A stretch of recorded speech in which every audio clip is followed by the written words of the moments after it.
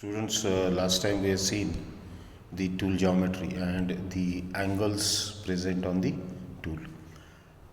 We have seen that when these angles are restored properly, we can say that the tool is a sharp tool, or we can say the tool is will work properly. If angles get disturbed, then the tool will get blunt. Now these are the some systems which are designating the tool and the signature of the tool, or tool signature it is known as, in which the American system is there, British system is there, continental system, international system. So nothing very special in this, and never asked in the exam also.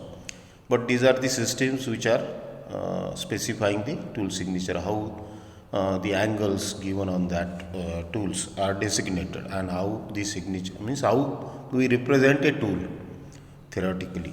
So that is what is how to specify the angles on the tool. So these common systems are there, in which first is ASA, that is American system, in which all these angles with reference to their locations and with regard to this, with respect to the cutting edge is specified, and it gives the uh, three reference planes x, y, z, and in which the digits are given. This is if we want to represent a tool, so it can be 8 dash 14 dash 6 dash 6 dash 6 dash 15 dash 1. So what it means? So if a tool is designated like this, so 8 is what? The back rake angle.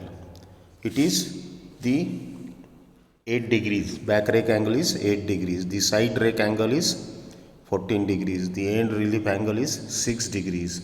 So it is standard specification or standard tool signature given. So in this sequence, we have to, these angles are represented. So what is the end relief angle? So it is third in the position, and 6 is the value. It means the end relief angle is 6 degrees. Same is the case, side relief angle is also 6 degrees. The end cutting edge angle is also 6 degrees. The side cutting edge angle is 15 degrees, and depending on this end cutting edge angle and side cutting edge angle, the nose radius is decided, and it is 1 mm. So if this value of end relief angle and side relief angle, side cutting angle and end cutting angle is changing, that changes the nose radius. Obviously we have seen the nose radius is depending on the end cutting edge angle and the side cutting edge angle. So in this way, the ASA, that is American system, is designating the tool, and it is given. This is what is signature of the tool, 8-4 like this. So this is, for example, we have taken it. The angles are the same as we have seen: rake angle, relief angle, and cutting angle, and the rake angle again of back rake angle, then side rake angle, relief angles are end relief angle, side relief angle. All these are the things which we have seen already. So same angles, but the values can be given like this. In British system, this is another system. Again, these angles are given the same way. Then continental system is there. So in some countries, international system is there. All in all, it is the same type how we designate the tool. So it can be variation country wise, but if you want to represent a tool or if you want to designate a tool, then all these angles are same. They are known worldwide. In the same definition is there, but the way of designating that tool may be varying slightly. So these are the systems which are representing the tool. Then there are two systems which are depending on the reference planes, describe the geometry and the location of the parameters of the tool, single point cutting tool. One is coordinate system and the other is orthogonal system. So in coordinate system, we can see that if the tool is being held in the hand, हातात जर त्याला आपण धरलं against दी workpiece, stationery workpiece, कारण फिरत असेल तर तो फ्रिक्शन होईल, म्हणजे आपल्याला त्याचा जर्क बसू शकतो. So against the stationary workpiece if you hold the tool in hand, that is known as coordinate system. Tool in hand system it is also known as. So one is base plane. Base plane means the plane which is at the base of the tool, which contains the base of the tool. खाली त्या इथे दिसते आहे तुम्हाला की हा tool आहे, याच्या खालचं जे प्लेन आहे that is base plane. Then longitudinal plane is the vertical plane normal to the base plane. Base प्लेनला परपॅन्डिक्युलर, नॉर्मल म्हणजे परपॅन्डिक्युलर, आणि parallel to the direction of feed. फीडच्या डायरेक्शनला पॅरलल जे आहे ते इथे दाखवलेलं आहे, हे लॉन्जिट्युडनल प्लेन. फीडला पॅरलल आणि बेसला normal. And third is transverse plane. Plane perpendicular to both, या दोन्ही प्लेनला perpendicular plane. The above reference plane and is parallel to the depth of cut. Depth of cut जी आहे ही डेप्थ ऑफ कट आहे, हा जो मटेरियल रिमूव्ह केलेलं दिसते आहे वर्कपीसवरचं that is depth of cut. त्याला पॅरलल असणारं आणि दोन्ही प्लेनला परपॅन्डिक्युलर असणारं तिसरं प्लेन, यालाही हे दाखवते आहे, शेडेड दाखवलेलं आहे, डॉट्स आहेत त्याच्यात. जे लाईन्सवाला आहे दॅट इज, जे प्लेन आहे ते बेस प्लेन, जे लाईन्सवाला आहे व्हर्टिकल लाईन्सवाला दॅट इज लॉन्जिट्युडनल प्लेन, आणि ज्याच्यामध्ये डॉट्स दाखवलेले आहे that is transverse plane which is perpendicular to base plane as well as the longitudinal plane. And this combination of this reference plane is known as coordinate system of reference planes. Then the orthogonal system is there. Base plane is same. Then cutting plane is there, plane which is perpendicular to the base plane, base plane ला perpendicular, and contains the principal cutting edge. जी principal cutting edge आहे, असं तिरपा आहे ते, cutting edge तिरपी असल्यामुळे, पण याला परपॅन्डिक्युलर आहे बेस प्लेनला. थर्ड आहे ऑर्थोगोनल प्लेन. याला आपण ऑर्थोगोनल सिस्टीमच आहे ही. ऑर्थोगोनल म्हणजे the third plane is perpendicular to both, दोन्ही प्लेनला परपॅन्डिक्युलर आहे ते, यालाही परपॅन्डिक्युलर आहे. हा जो प्लेन आहे कटिंग प्लेन हा तिरपा असल्यामुळं हा ऑर्थोगोनल प्लेन पण तिरपा आहे. याला परपॅन्डिक्युलर आहे, यालाही परपॅन्डिक्युलर आहे. This is known as orthogonal system. The ASA system जी कॉर्डिनेट सिस्टीम आहे ते अँगल्स जे आहेत ते सेम आहेत. आणि जी नोज मी तुम्हाला सांगितलं की नोज अँगल जो आहे नोज रेडियसचा theta that will depend on what, the end cutting edge angle and side cutting edge angle, very obviously phi C and phi S that is given. So here again it is shown geometry, हे सगळे angles दाखवलेले आहेत. याच्यात पण ह्या सगळ्या orthogonal system वरून हे प्लेन्स डिफाईन करून त्याचे पॅरामीटर्स, त्याचे अँगल्स हे सगळं दाखवलेलं आहे. ही ऑर्थोगोनल सिस्टीम आहे. वेगवेगळे तीन, हे बघा इथे base plane, then this cutting plane and the orthogonal plane. Cutting plane cutting एजला पॅरलल असते, ऑर्थोगोनल प्लेन कटिंग प्लेनला आणि बेस प्लेनला perpendicular. So with respect to this three planes the tool geometry is shown, the angles are shown. इकडून पाहिलं तर कसं दिसेल, इकडून पाहिलं तर कसं दिसेल, इकडून पाहिलं तर कसं दिसेल. So all it is shown here. So this is the way in which, and this is designated as like this 0, 10. So in the same manner at was what we have seen back rake angle. Then next is chip control and chip breaker. The chip produced during the machining, especially while employing higher speed. जेव्हा आपण machining करतो तेव्हा जो material cut होतो वर्कपीसवरचा, metal cut होते because of the tool forces. ते जे workpiece जे मटेरियल आहे that is in the form of chips. So specially while employing higher speed in machining of high tensile strength material need to be effectively control.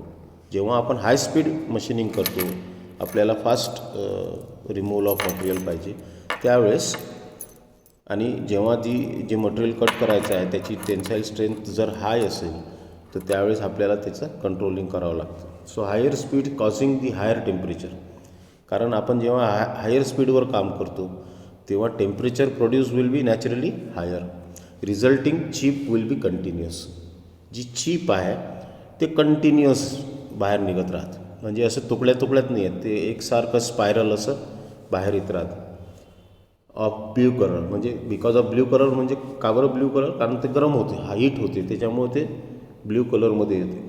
आणि it takes the shape of कॉईलसारखं असं गोल spirals आहेत ते असं बाहेर येत राहतं. आता हे चिप जर एकसारखं बाहेर येत राहिलं म्हणजे in the form of spiral तर काय प्रॉब्लेम होऊ शकतो. Adverse effect of coiled chips on machining. Effect of tool life. Effect the tool life bye spoiling the cutting age, creating crater and rising the temperature. आता हाय स्पीडवर आपण काम करतो आहे, जे मटेरियल कट करायचं आहे त्याची टेन्साईल स्ट्रेंथ हाय आहे, म्हणजे जी चिप आहे ती हाय स्पीडमुळं काय होईल की ते कंटिन्युअसली बाहेर येत राहील आणि ते ब्ल्यू कलरमध्ये, कारण heat generated will be higher, the friction will be higher. आणि याच्यामुळं काय होतं की तुमची जी कटिंग एज आहे टूलची ती खराब होऊ शकते, त्याच्यामध्ये गड्डा पडू शकतो, क्रेटर ज्याला म्हणतो आपण. ते क्रेटर काय असते, का बरं येते, that will see in detail. Creating crater म्हणजे गड्डा. ते जे चिप आहे मटेरियल ते गरम असते खूप आणि ते चिपचं मटेरियल एखाद्या वेळेस त्या टूलला जाऊन चिपकू शकते, वेल्ड होऊ शकते, इतकं गरम असते. आणि जेव्हा ते बाहेर निघते तर ते टूलचं काहीतरी मटेरियल घेऊन निघ म्हणजे त्यात खड्डा पडतो. That is what is crater, that will see in detail. And rising the temperature lead to poor surface finish. कारण जो वर्कपीस आहे ज्याला आपण मशीनिंग करतो आहे, डेप्थ ऑफ कट जर हाय असेल, tensile strength cutting material cut जे करतो आहे आपण त्याची हाय असेल, त्याच्यानंतर स्पीड जर जास्त असेल तर त्यावेळेस सरफेस फिनिशिंग जो यायला पाहिजे वर्कपीसवर तो पुअर येईल. If the chip gets curled around a rotating workpiece or tool, ते जे चिप आहे त्याच्यात कर्लिंग झालं, त्याच्यात ते गुंडाळलं गेलं तर it may be hazardous to the machine operator also. कारण ते गरम असतं एक तर हाय टेम्परेचर आणि ते कुठेही फेकल्या जाऊ शकते because of the motion of the tool and the motion of the workpiece. So if a large and continuous coil is around to be formed, it may be engage the entire machine and even the workpiece. It's quite dangerous. तर त्याच्यासाठी काय आहे की हा जो chip आहे हा बाहेर निघतो आहे कंटिन्युअसमध्ये, हा कुठेतरी ब्रेक झाला पाहिजे. हा काही थोड्या वेळाने तो कट होत गेला पाहिजे. त्याच्यासाठी चिप ब्रेकर्स यूज होतात. ते काय आहे ते आपण पाहू. Very large coils offers a lot of ductility in their removal. Such difficulties, a lot of difficulty in their removal. खूप जास्त लांब कॉईल असला तर त्याला आपल्याला तिथून रिमूव्ह करायसाठी त्रास होऊ शकतो. आपल्याला एखाद्या वेळेस मशीन स्टॉप करून ते काढायला लागू शकतं. So such difficulties are not encountered while machining materials like brass और कास्ट आयर्न. ब्रास आणि कास्ट आयर्न जे आहे हे आपण जेव्हा मशीनिंग करतो, कारण कास्ट आयर्न किंवा ब्रास हे ब्रिटल मटेरियल आहे. डक्टाईल मटेरियल जर असेल तर काय होईल की जो चिप आहे तो कंटिन्युअस निघत राहतो, त्याच्यामध्ये प्रॉब्लेम येऊ शकतो. हे कास्ट आयर्न आणि ब्रास हे ब्रिटल मटेरियल आहे, तर याच्यामध्ये जे चिप निघतात ते लगेच तुटून जातात. सो तो प्रॉब्लेम येत नाही याच्यात. द चिप ब्रेकर याला म्हणतो आपण chip breaker. Break the produce chip into small pieces. जो चिप बाहेर निघतो आहे कंटिन्युअस त्याला छोट्या छोट्या पीसेसमध्ये तोडण्याचं काम काय कोण करते, चिप ब्रेकर. हा चिप ब्रेकर म्हणजे काय, तो टूलवरच दिलेला असतो. पहा कसा. The work hardening of the chip makes the work of the chip breakers easy. जर हार्डनिंग होत असेल, वर्क हार्डनिंग त्या कटिंगमुळं म्हणजे गरम होते आणि थंड होते तर तो चिप लवकर तुटून जाईल तिथून. If the job requirements do not call for very strict chip control, the common method used for chip breaking are by controlling the tool geometry. Tool जॉमेट्रीमध्येच आपण साईड रेक जो आहे किंवा बॅक रेक जो आहे तो असा ॲडजस्ट करायचा की तिथेच आपण थोडासा असा सरफेस दिला की तो चिप ब्रेक होतो. ते दाखवतो मी तुम्हाला कसं आहे. तर by grinding proper back rake and side rake according to speed and feeds. Speed म्हणजे cutting speed and feed is given to the tool here. By obstruction method, तो जे चिप बाहेर निघतो आहे त्याला कुठंतरी तुम्ही ऑब्स्ट्रक्ट केलं की तो तुटून जाईल, पुन्हा बाहेर निघेल, पुन्हा ऑब्स्ट्रक्ट झाला तुटून जाईल. So it will be cut in two pieces by interposing a metallic obstruction in the path of the coil. तो जो चिप आहे, जी कॉईल निघते आहे बाहेर in the form of chip, त्याला मधात कुठंतरी तुम्ही थांबवलं, कुठंतरी त्याला ऑब्स्ट्रक्ट केलं तर तो तुटून जाईल. When a strict chip control is desired, some sort of chip breaker has to be employed. कुठंतरी आपल्याला म्हणजे हे चिप्स खूप कंटिन्युअस निघतात आणि याला आपल्याला कंट्रोल करायचा आहे आणि it is of say high priority to control the length of chip. Then chip breaker, extra chip breaker जे आहे ते आपल्याला एम्प्लॉय करावं लागेल. The following types of chip breakers are commonly used. First is groove type. पहा इथे हा जो टूल आहे याच्यामध्ये जसा ग्रू दिलेला आहे तो ते चिप जेव्हा त्या ग्रूमध्ये येईल आणि याला जाऊन तो अटकेल तर तो तुटणं सुरू होईल. किंवा हे अशी स्टेप दिलेली आहे इथे, हे टूलमध्येच दिलेलं असते, हे असं दाखवलेलं आहे. तर हे झालं तुमच्या टूलमध्येच, म्हणजे groove type, step type, secondary rake type हे टूलमध्येच देतो आपण chip breaker.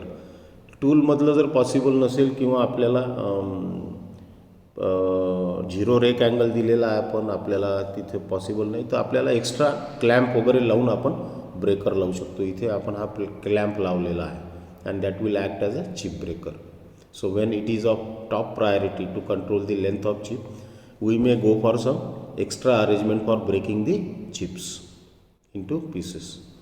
Then there are forces on a single point cutting tool. So it is the case of oblique cutting. आपण पाहिला हा ऑब्लिक कटिंग आहे आणि याच्यामध्ये which 3 component forces act simultaneously on the tool point. Tool पॉईंटवर 3 forces X Y Z डायरेक्शनमध्ये 3 forces याच्यावर act होतात. First is FT. FT is the feed force or thrust force acting in horizontal plane parallel to the axis of the work. जो axis आहे वर्कचा जे गोल फिरतो आहे. आता फीड म्हणजे हे जी फीड टूल ट्रॅव्हल म्हणतो आपण, या टूलला आपण समोर सरकवतो, that is what is feed. Because of that the force is acting on that. Then there is a radial force also acting on the in the horizontal plane but along the radius of the workpiece. वर्कपीसच्या along the radius it is acting. And the cutting force acting in vertical plane and is tangential to the work surface. So it is also called as tangential force. So FC, FR and FT are the 3 forces acting on this. So in case of orthogonal cutting, only 2 component forces are acting, FT and FC. The FR will be 0, the radial force. So in case of oblique cutting, the R is the resultant of this is under root of FC square plus FT square plus FR square. For orthogonal cutting, since the FR is 0 along the say this FR, what we have seen, radial force will be 0 in case of orthogonal cutting, so it is FC square plus FR square. Then the next terms used in this tool geometry is cutting speed, feed and depth of cut. So this preliminary idea about these 3 I have given you already. What is cutting speed, what is feed and depth of cut, we will see in detail. So cutting speed, the unit generally is meter per minute or am by minute. So cutting speed of a cutting tool can be defined as the rate at which the cutting edge passes over the surface of the workpiece in unit time. म्हणजे एका मिनिटात किती distance, किती तो त्या सरफेसवर वर्कपीसच्या किती surface त्याच्या कॉन्टॅक्टमध्ये आला, that is what is cutting speed. जसं आता लेथ आहे तर त्याचे जे RPM आहे, रोटेशन्स पर मिनिट, त्याला आपण रोटेशनल स्पीड दिलेला आहे, that is what is revolutions per minute, that is what is cutting speed. So it is normally expressed in terms of surface speed in meters per minute. So speed in case of turning operation म्हणजे लेथमध्ये आपण वर्कपीसला देतो, पण shaper, planar, slaughter ह्या ज्या काही machines आहेत त्याच्यामध्ये speed जो आहे तो आपण वर्कपीसला देतो, सॉरी टूलला देतो.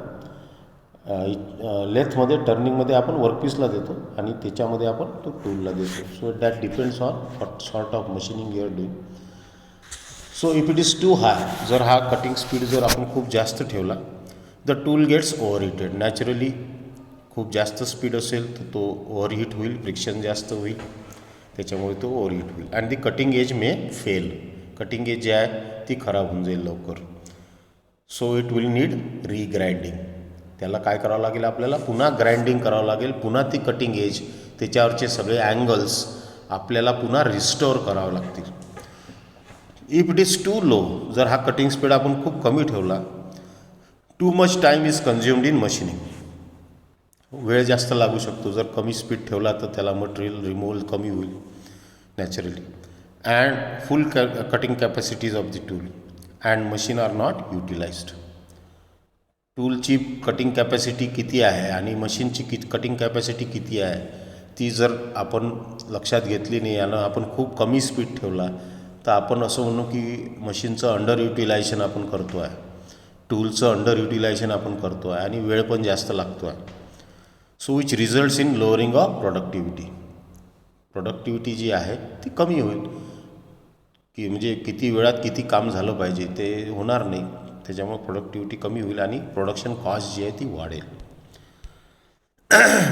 So here it is shown cutting tool, feed motion to tool. हा जो गोल फिरतो आहे इथं दाखवलेला आहे, दॅट इज स्पीड. वर्कपीसला स्पीड दिलेला आहे.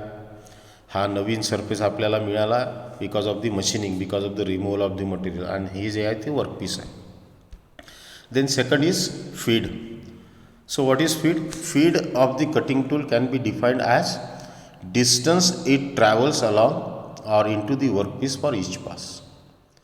आता इथे जर तुम्ही पाहिलं की तो टूल जो आहे हा आपल्याला along the axis of the workpiece याला आपल्याला समोर समोर सरकवायचा आहे. ज्या डिस्टन्सनी हा समोर समोर सरकेल, ज्या वेगाने हा समोर समोर सरकेल, that is what is known as feed. So feed is of the cutting tool can be defined as the distance it travels along or into the workpiece. वर्कपीसच्या अलॉंग किंवा इंटू दी वर्कपीस. म्हणजे कधी कधी काय होते की जसं आता हा जो सरफेस आहे समोरचा, या वर्कपीसच्या समोरचा सरफेस, याचं फिनिशिंग करायचं आहे, तर हा टूल आपल्याला या डायरेक्शनने समोर सरकवावं लागेल. याला अलॉंग इट सरफेस जर मशीनिंग करायचं तर या डायरेक्शनने सरकवावं लागेल. So feed is it can be moved, the tool moment जी आहे ती feed in case of lathe machine or turning machine. Workpiece for each pass of its points through a particular position in unit time. एका unit टाईममध्ये, एका मिनिटामध्ये किती distance तो travel झाला along the surface or across the surface of the workpiece, that is what is speed. For example, in turning operation on a length, it is equal to the advancement of the tool corresponding to each revolution of the work. या वर्कच्या प्रत्येक रिव्हॉल्युशनमध्ये हा किती समोर सरकतो, that is what is speed. हा जो tool आहे हा सरकेल समोर समोर, आणि हा किती सरकतो per revolution of the tool, that is what is speed. हे लेगच्या बाबतीत. The cutting speed and feed of the cutting tool is largely influenced by the following factors. Cutting speed आणि फीड ह्या दोन गोष्टी, या जे खाली दिलेल्या फॅक्टर्स आहेत याच्यावर खूप डिपेंडंट राहते. कमी ठेवायचा, जास्त ठेवायचा, किती ठेवायचा. Material being machine.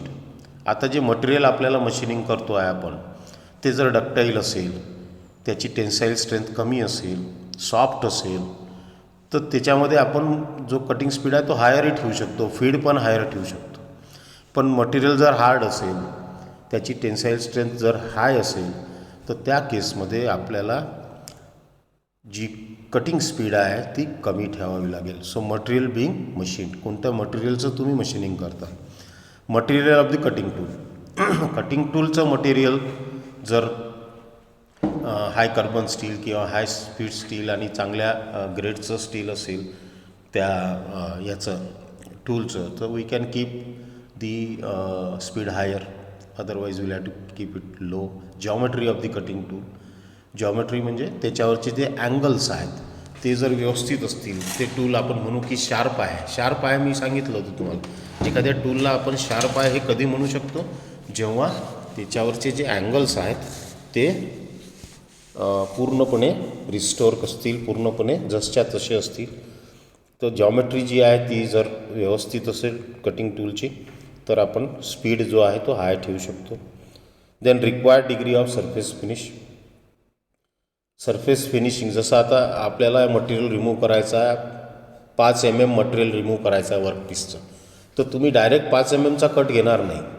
तुम्ही पहिले 2 mmचा कट घ्याल, मग 2 mmचा कट घ्याल, मग 1 mmचा कट घ्याल. सो पहिल्या याच्यात कसं आहे की पहिल्या याच्यात आपल्याला 2 mm मटेरियल रिमूव्ह करायचं आहे फक्त. तो that can be, we can keep the speed high. आणि जी डेप्थ ऑफ कट आहे ती 2 mm ठेवू. दुसरा कट घेतला आपण 2 mmचा. तिसरा कट जो आहे तो 1 mmचा आहे. डेप्थ ऑफ कट कमी झाली आहे आणि आपल्याला सरफेस फिनिशिंगसाठी जायचं आहे. So speed can be kept higher in that case because the material to be removed is very less and we are going for surface finishing. So depending on that we can keep this cutting speed and feed also. Then rigidity of the machine tool being used. G machine आहे तुम्ही use करताय, lathe machine किंवा कोणतीही machine, तिचं जर foundation व्यवस्थित असेल, ती रिजिड असेल, रोबस्ट ज्याला म्हणतो, व्हायब्रेशन येणार नसतील त्याच्यामध्ये शॉक्स येणार नसतील, तर मजबूत असेल त्याचं फाउंडेशन वगैरे आणि हेवी मशीन असेल तर त्याच्यामध्ये आपण स्पीड फीड खूप जास्तही ठेवू शकतो. So rigidity of the machine, rigidity म्हणजे त्याची स्ट्रेंथ, ती मशीन जी आहे ती स्वतः किती रिजिड आहे, फाउंडेशन किती मजबूत आहे, त्याचं वेट किती आहे, हेवी किती आहे त्याच्यावर. Type of the coolant use. आता कूलंट आपल्याला इथे 2 गोष्टीसाठी यूज करावं लागतं.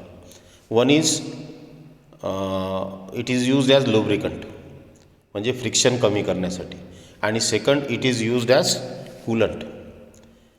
कूलंट म्हणजे जे हीट जनरेट होईल because of the friction that will be reduced.